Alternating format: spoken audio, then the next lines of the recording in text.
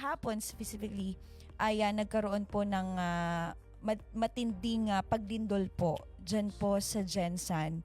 At kayo po ay nagpaabot agad ng inyo pong audio recorded prayer para po sa ating pong mga kapatid, pastors. Bakit po ganito ang inyo pong pagmamahal lalo't higit sa atin pong mga kapatid? Well, I'm just reflecting the very character of Jesus and the very character of God. Ang sabi sa James, cast your anxieties because God cares for us. And number one, it is good humanity Yeah. to take care and look after fellow humans. Praise God. And secondly, it is a reflection of healthy Christianity.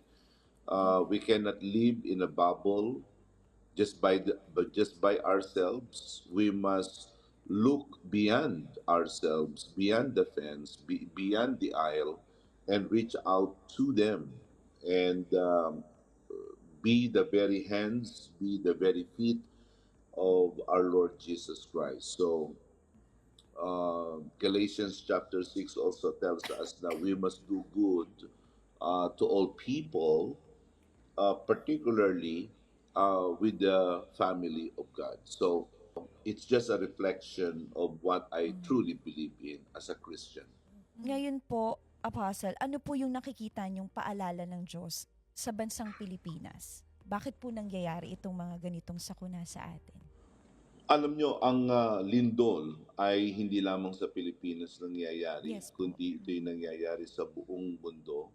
Mm. At ang Diyos ay may mensahe sa mga tinatawag na mga trahedya na gaya nito. At ang mensahe niya ay naririto ko.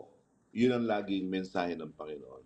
Ako'y andito through tragedies and through mishaps, good times and bad times. The message of the Lord is simply one. I am here and you must recognize me. You must heed to my words and follow me. Sa panahon na ito ng lindol, masakit man natanggapin, pero ito ay isang panawagan ng Diyos sa ating bansa na lalong magsisi, magpakumbaba at maging mataimtim at huwag nang maglaro sa kasamaan.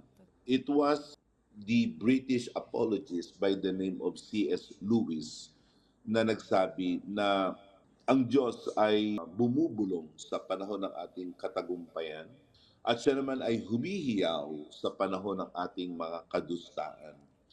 Ito ang kanyang tinatawag na megaphone in order to rouse, gisingin ang mga nabibingi nating mga tainga. It is his megaphone to a deaf world.